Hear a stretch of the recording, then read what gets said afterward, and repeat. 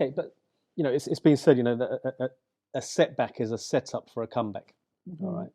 Now, armed with your knowledge, and clearly you've made mistakes. Everyone makes mistakes, right? There's no way you could have sailed through that. Said, I never made a mistake. So you are making the mistakes, and you are learning from them. And even now, you reflect. You can realize perhaps you've done that differently. Could have done that differently. Do you think now, if you were to go back into the team, you'd do it differently, and you could make changes based on the mistakes that you'd made previously?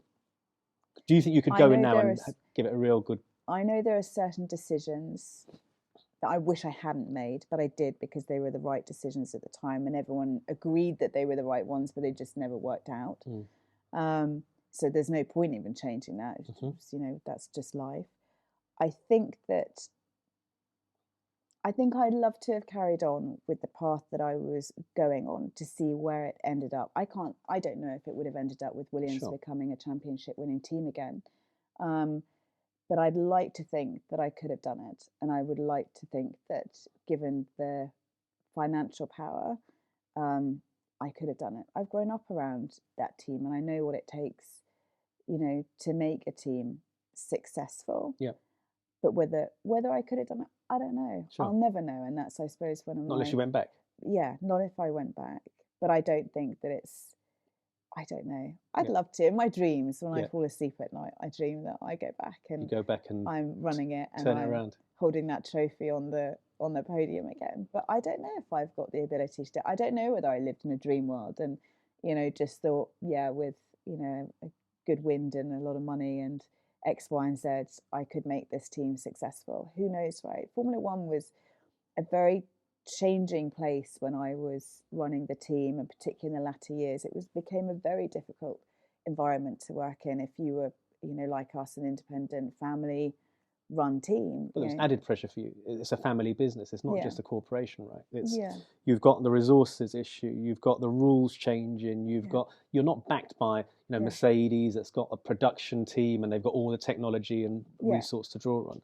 But as I said, because it's a family team, that makes it doubly difficult for you. Surely that made it. Yeah, particularly when your father, who was the family, and his partner created a 16 World Championship winning racing team that was heralded as one of the best sports teams of the 90s. That was really big shoes to fill, but the world had changed. So dealing with grappling with that level of adversity, do you think that it has made you a better, stronger individual? Has it made you sort of more jaded? I mean, how it has to have some level of impact on you as Claire Williams as of today. It probably makes me sound really bitter. I'm sat here, I didn't have any money, I don't have this, I don't have that. Of course I could have done it if I'd have had that. No, not at all. But it's it's just, I'm just thinking you went through a lot. Whichever way anyone looks at it, it's not easy to run a business. It's not easy to run a business. No. And anyone who says that, they clearly haven't run a business. Yeah. But to run a business, I say, where you've got your family, you've got a legacy. Yeah. You've got dad who built it up. You're haunted by the fact that 16 championships. You've got not much resource. You're not allowed to, you're frowned upon by having your family around. You're a woman in a man's world, and to top it off, you're 5'4". So that's got to make something of you, going forward. So how do you think that sort of shaped you as Claire? You call yourself Claire Williams still? Yes. No, I am. As Claire Williams, sort of in 2022. What sort of individual is that? Mark asked you to say, are you calling yourself Claire Williams still? No, he didn't actually. And I thought, let me see what you're going to come back with. Is it Williams or is it Harris? It's Williams still. I think it probably has. I still pinch myself. I wake up in the morning and go, did I really do all that? Did I run a Formula One team? And did I travel around the world? And did I make these kinds of decisions? And even just like trying to get the team through coronavirus was almost comical at the end. We lost our sponsor and they owed us huge amounts supposedly putting huge amounts of money into the team. Coronavirus happened, and literally I phoned my CEO one day with my arms in the air. I just went, it's done, we're over. I mean, this is ridiculous. What more can life throw at us? And we'd already, even prior to that point, been through so much as a team, had so much thrown at us with dramas here, there and everywhere, that it did get to the point where it's like, how much more can you cope with? And don't forget about all the trolling I had on social media. I mean, I was never on it, I never saw it, but I had that. I had in the paddock, I'd walk down the paddock going, who's saying what about me, and I'm sure they're all slagging me off, going, what is she doing, step aside, woman. But it didn't, I don't know whether I've just got like the thickest skin in the world. But it never bothered me. It was, I'm doing my job and I'm trying to do it to the best of my abilities. And now I look back on it and I go, I'm really proud of what I did. And, you know, because the team could have folded way before, you know, we sold it. You know, we were lucky in fact, that it never entered administration like so many teams did. I think in our time in Formula One, more than 100 teams, you know, fell by the wayside through either just team owners pulling out or teams going bankrupt, into administration, running out of money, whatever.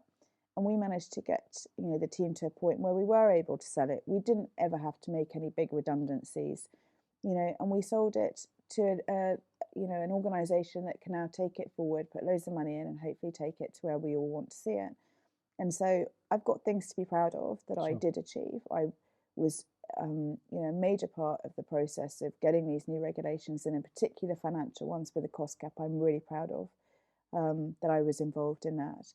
So I prefer to look at the positives rather than focus on the negatives. I can look at the negatives all day long and beat myself up, but what's the point? You know, it's water under the bridge, and I'd rather focus on the positives and what I did manage to do. Absolutely. So, I mean, other teams going bankrupt and so on and so forth. I'm sure, you know, your dad, when he was running the team, there were times when it was tough financially. You know, and I mean, and when he was faced with those types of circumstances, how would he deal with it? I remember you mentioning once that he would sort of say, you know, let's just sell whatever, sell anything, sell everything, just keep the team going. Yeah, he did. You know, for him, it was just always Formula One. The money never ever interested my dad whatsoever, not at the beginning of his career and certainly not at the end of it. He was just in it because he loved Formula One, and he did whatever it took. I mean, he had no money for a decade. I mean, the whole paddock thought he was a complete laughing stock, and they called him something incredibly rude that rhymes with Frank and a bit more on the end of it. Yeah, they just, you know, he didn't care. He just kept going. And like you said, the bailiffs used to come round when, you know, I was growing up. We lived in a rented house that my parents never paid the bills, you know, the monthly rent on. We had no carpets, no curtains. My husband takes a complete piss and going, "Oh my God, you poor thing! You're so impoverished," and all the rest of it. But yeah, that's how, you know, my parents looked at Williams. They had no money, but they never gave up, and they kept going. And that's what I suppose we did at the end. We had comparatively very little money compared to the other teams. Even when we came, you know, had our two lovely third positions when I took over in 14 and 15, we punched above our weight beyond. I mean, we could beat Ferrari, for goodness sake, and look how much money they were spending in Formula One, and they came behind us. You see, something to be proud of. Exactly. No, totally. I mean, look, I'll take that. It's, and I think it's less about, you know, trying to sort of focus on the negative, and more about how does that negative help you. You know, I'm a believer that you're shaped in adversity. You're not shaped in the happy, pretty times when the sun's out. Yeah. We find out who you really are when it's tough. Yeah, you do. And you went through so much. I'm saying you must have discovered yourself, as you said. You've just got thick skin. You must have realised, shit, I can actually do this. It hasn't broken me. Yeah. And I'm still here. You know, it must make a certain character to go through all of that stuff and still be here. I don't really think I know my personality, because I'm clearly, when I hear like you talk about that, it's like, wow, gosh, she sounds really stubborn. Like, and I am, but I will say that to my husband. Like, we'll have a row, and he'll, Jesus Christ, just give it up, would you? I'm like, what are you talking about? He said, you're the most stubborn human being I've ever met. He's like, no, I'm not. He's, you know, we have an argument about that. And I would never think of myself as stubborn, but I think I've got a personality that just comes out in those circumstances where I just won't give up, and I will just keep pushing. I don't give up. I don't stop, and I try and make the best out of, you know, whatever situation I've got. And I've been taught, I think, in my life, you just roll your sleeves up and you get on with it, and it's stiff upper lip. And that's certainly what my mother instilled in us. And you just get on with it. You're dealt the cards, you're dealt, and you go through them. And, you know, if you're going to enjoy your life, you've got to do it with a smile on your face. And that resolve is what kept you going year after year after year. As you say, the team never folded. There was never any administration. It just kept you going on to Yeah. live to fight another day, right? I think there was probably a bit of ego in there as well. I did not want people seeing Williams in this shape. It was almost embarrassing. It was like, I'm going to do what I need to do to, I felt very protective of Williams. It was like, almost at the end, it's like a wounded animal that needed looking after and needed protecting. And I felt, it's almost, it's like an alive thing for me. Williams is, I always described it as like another sibling.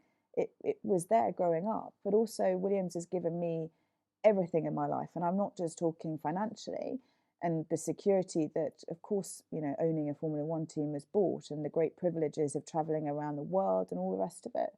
But it's given me a way of life and a way to be and a mentality about life and how to live. And I'm so grateful for that. And I felt always that I had to give back. Williams has given us everything. It deserves my 100%.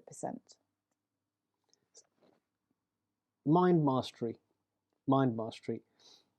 How would you, so you'll be at the races, you'll go to work, you'll put your long hours in. How would you sort of how did you keep on top of yourself to make sure that I'm good enough for tomorrow? How did you did you use your downtime in a way that was designed to make sure that you were able to perform the following day?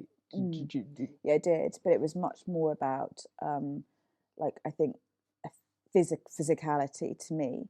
And I never really had to think, I never got really to the stage where I felt mentally exhausted or that I was mentally in any kind of trouble that I needed to seek any kind of help. Sure. And I think probably someone in my position may have felt all consumed, and I don't know, I never felt like that. And I put it down to just being, I'm quite healthy.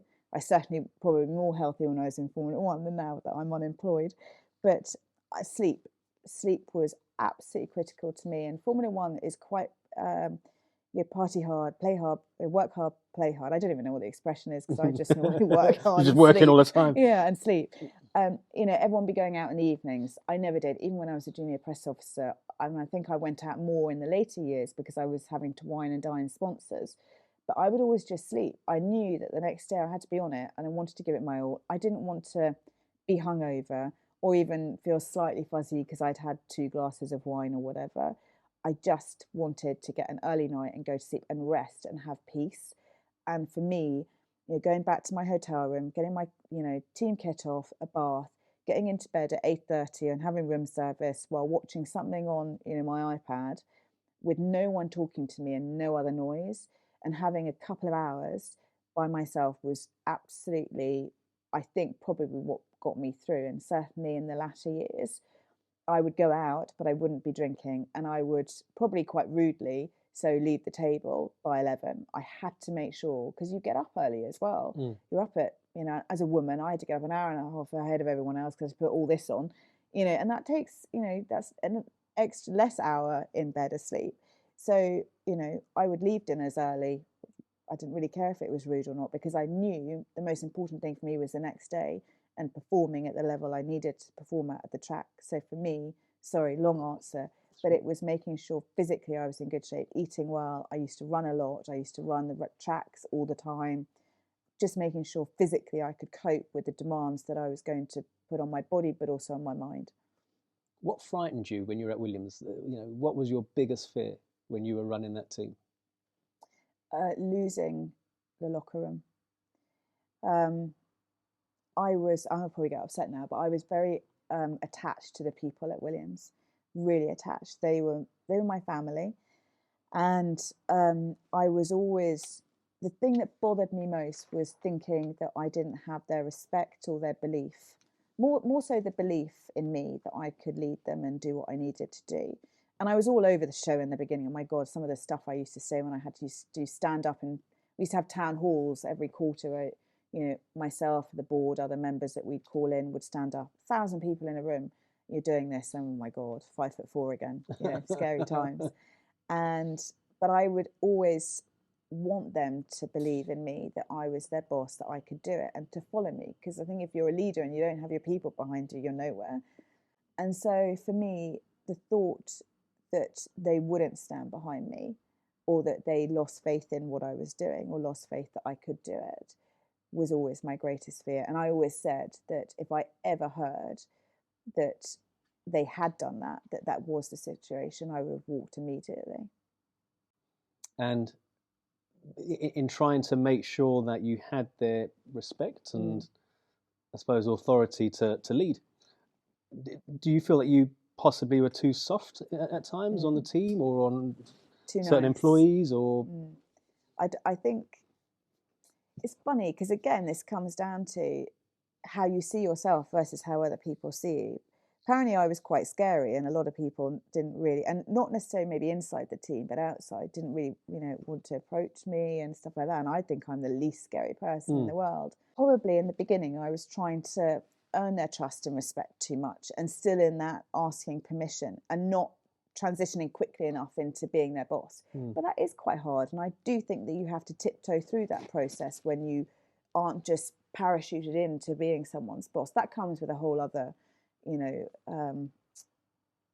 amount of stuff that you've got to go through in order to gain people's respect. But when you have come up into that level of position, I think, and you've come through the ranks and people have known you since you were born, you do have to tread carefully. And maybe I did tread too carefully, and maybe I was always too nice, but I actually value the fact that I was nice, and it was something that I chose consciously to behave in that way as a leader. I wanted to be a good leader. I wanted to be a nice and caring leader. Because Formula One's brutal and it's really tough. And I wanted to inject a bit more, consideration into the business. People give up a lot of time. They make a lot of sacrifices. I wanted to make sure that they were well cared for. So I was nice. I think I was a nice boss. I did a lot of nice things for people, whether it was appreciation or I don't know. I think it was. But maybe being a bit more like, when things weren't done in the way they should, I probably should have been harsher. I remember there were only probably 2 or 3 times when I lost my cool. Like stormed over to the pit wall. And then oh my God, I hated myself afterwards. I was mortified that I'd done it because I think it was so rare. And when it happened, everyone knew it happened because it's very obvious when your boss is storming over to the pit wall and everyone was watching. And I felt quite proud of myself that I did it, but I regretted it because it's not how I wanted to do business. But sometimes I think you need to lose your cool a little bit. Sure. So maybe I, in answer to your question, wish I had a bit more. I mean, had you done that? I mean, with senior management, I mean, I've seen Drive to Survive, and I'm sure many people have, others have also. Drive to Survive, there's a lot of stuff that people don't see Sure. behind the scenes, and that was a particularly low moment in Williams's history, and one I couldn't quite believe. It was like, what? And there was a lot of stuff that went on that I can't talk about, and I won't because it's not fair or right.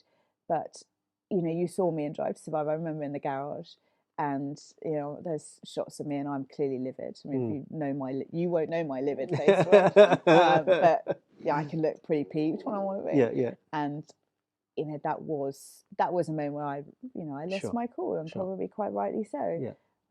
It's my whatever. It was a low moment, and everyone knew it. And also, actually, in those moments, sometimes you don't need to shout. You don't need to lose your cool. Absolutely. Because everyone knows that they're in trouble. Everyone knows that it's a disaster, and everyone knows it's everyone's responsibility. And so sometimes it's actually better to remain calm, to bite your tongue, and then to deal with it afterwards in a cool, calm, collected manner. And we, that was actually the start of what we implemented at Williams called our after action review, our AARs, that we pretty much then had for everything at Williams after any kind of major incident or even a small drama. And did those AARs help going forward? Yeah, they did. Because you learn, like you mentioned earlier, you have to learn from your mistakes. Otherwise you just keep on making them. And actually you can sometimes spin out positive from those mistakes. And I tell you, we learn an awful lot. And I think I even mentioned in my interviews afterwards, as much as it was horrific and embarrassing, humiliating, every single one of those adjectives, it actually almost made the team a little bit stronger because we put in some pretty tough measures to ensure that would never happen again. And we brought in, we made some personnel changes, and we brought in some brilliant people, and one guy in particular who I know now has car build by the scruff of its neck. but I don't miss the car build period and taking the car to testing. But and that's the very point I'm making. It's when there are problems such as that, or sort of catastrophic situations, procedures are put in place and they make for a better company going forwards, and you wouldn't get to that place unless you have the disaster. So it's just trying to, it is making lemonade, right? Yeah, it is. And I think you have to do that, and I think you have to, as a leader, respond in a certain way. And I don't think, like I said, I don't think it's okay to literally just lose it completely. I mean, we had some very difficult times, some difficult conversations around that whole period that went on for a long time and that no one saw. And that's the other thing about, I suppose a lot of businesses, but particularly businesses that are in the spotlight, and particularly sports teams, you're there, you've got cameras on you all the time, all day long. And so you're living out your nightmares in front of so many people. Even then I had, people, other TDs messaging me going, "You've got illegal bits on your car." And it's like, they can actually see it, that everyone's looking and everyone's seeing it. And you're like, oh my God, how can it get any worse? But you have to go through it, and it invariably does make you stronger. And I know that Williams is in a much stronger place around that particular part of the year as a result. But it's not easy when, as my old CEO used to say, your report card is there for everybody to see every other weekend in Formula One. Yeah. So other than your dad, I mean, who inspired you in motor racing, or who's your mentor? Who was your mentor at the time? So I've mentioned him a lot, our CEO. His name Mike O'Driscoll, and he was actually, when I was brought on board or promoted into the DTP role, Mike was one of our non-execs. He was sat on the board and had been since we floated in 2011. He had a background in automotive, he ran Jaguar North America. He retired. He was living and had always lived in Washington, British, but moved to the States many, many years ago. And Mike and I had always got on. We had a similar love for marketing and brand and comms, etc. So we had talked a lot over the previous 2 years.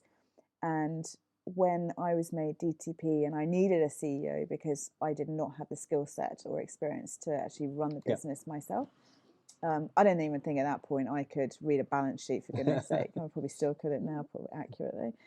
But so I asked him if he would come in and just temporarily, because I knew that he'd retired, whether on an interim basis till we found a CEO, he'd come in. And he agreed to come over and live in Oxford for 6 months. And he was still there at the end with me. And we left together. And he was my mentor. He was my surrogate dad.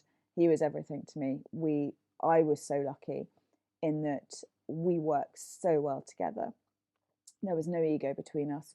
He did the things he was good at. I did the things I was good at, and it worked beautifully. I think some people probably thought it was a bit of an odd couple, but it was brilliant, and we had a great time doing it as well. And we used to finish each other's sentences. It was that kind of relationship, and I was really lucky, and I learned so much from him. And again, someone I worked with and travelled with every day of my life for 8 years. He's my son's godfather. And I miss him. I miss him every day now that we're not working together, because he was just brilliant and underrated, really underrated in the role that he was in. And do you miss Formula One? I do.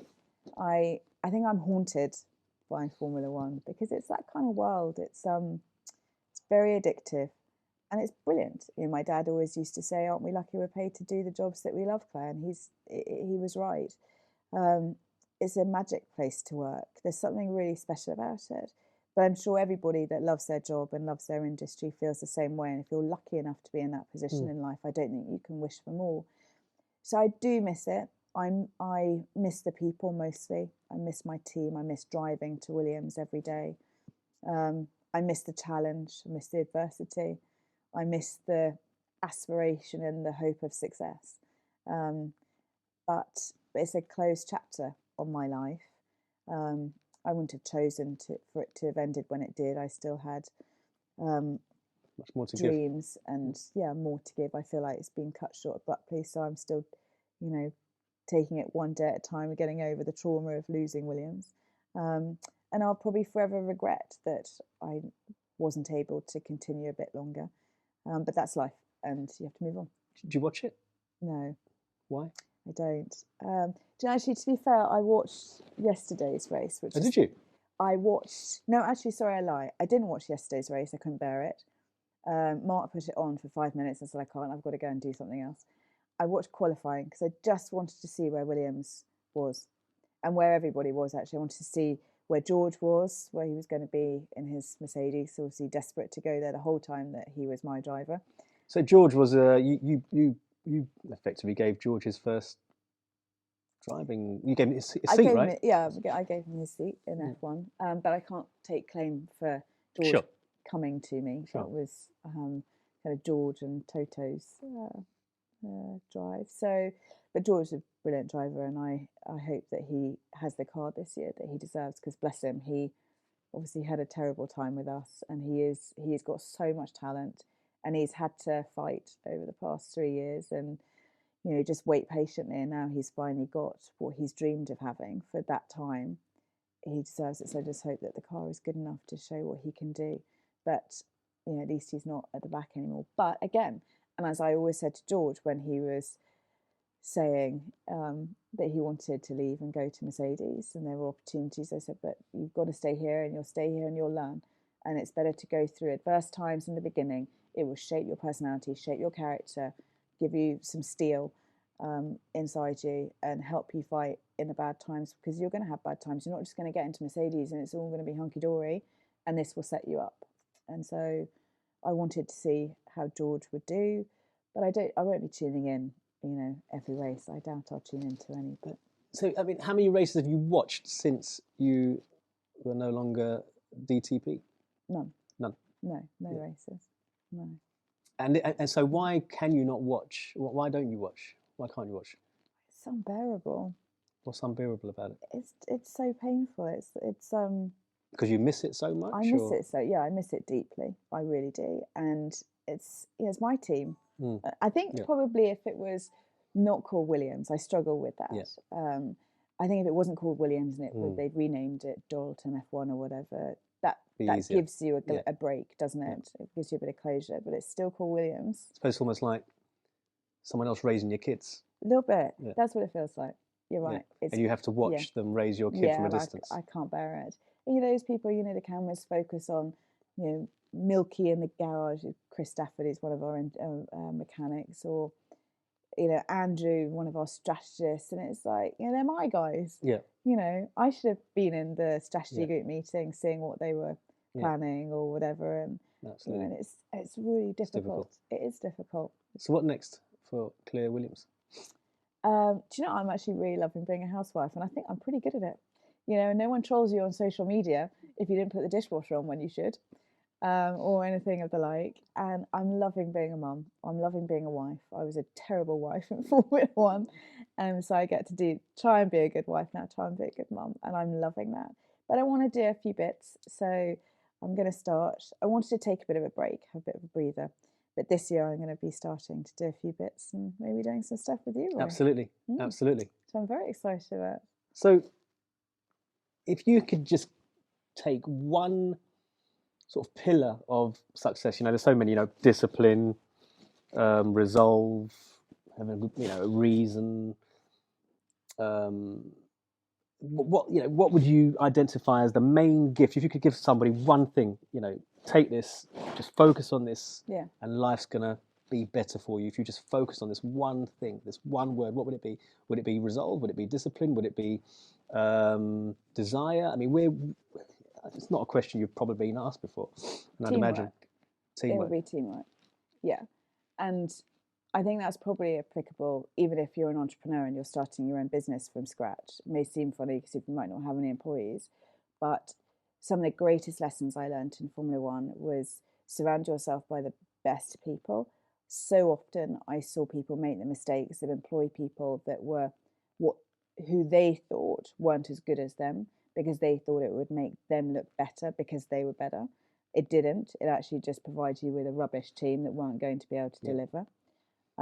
Surround yourself with good people that are better than you, makes you look good, but also gives you people to rely on, right? Everybody, you can't, you're not an island in business. You need really good people around you that are as hardworking and have the same values and drive that you do. And your people are what make you successful. And unless you can create an environment for them where teamwork is paramount and everybody has each other's backs, I don't think that you've got, or you can possibly have a good, sustainable and high performing business. Absolutely. And good people, you just mentioned sort of the teamwork and having good people. I mean, you had Toto as part of Williams at one stage, wasn't he? Mm-hmm. He was involved in He Williams. came into Formula One through Williams. Through Williams back in, I don't know, 2009. He bought some shares, and then he bought more shares. I can't remember how many shares Toto ended up owning. It was about 20% or something. Right, it's quite a lot. And then he got the call, and he became like an exec director. And because at that same point, my dad, Patrick, had both stepped away a bit, Toto kind of naturally slotted into helping run the team on a day-to-day basis. And then Mercedes came calling, and then obviously he went. But he was the guy, I suppose, or one of the first people that said I should be made DTP. And he phoned me once and said, I can't go unless I know that you're going to take this role and that the board are okay with you taking this role. I won't be leaving. And so I then took the role, and he went to Mercedes. And he's moved on to... Yeah. It's a shame he didn't become DTP of Williams, and I could have gone. Exactly. Let's rewind. Toto, I'll go there. You stay here. Oh man, I didn't even suggest that. I didn't even own any of Williams. He had 20%, for God's sake. Oh dear. Yeah. Claire, it's been great. It's been absolutely amazing having you here. And I think it's we look forward to seeing what you can bring. I mean, you've got so much knowledge, right? You've got so much knowledge. You've been through so much. And I think the world of Formula One needs you back at some point in some guys. Maybe, who knows what happens down the line, but it would be great to see you in the paddocks again. Thanks, and if we don't see you in the paddocks again, at the very least, I can definitely say you didn't get the memo. Oh, thanks. I appreciate that. Do you know, it's been such a lovely chat. Thank you for having me. Thank you very much. Thank you. There we go. Bring it in. There we go. I don't hug all my... Won't be hugging all the guests, but you're special, so you get a hug. Oh, thanks, Roy. Thank you very much.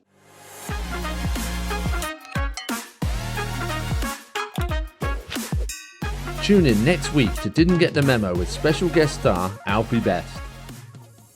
Anyway, sorry, apologies. That was a tough time, right?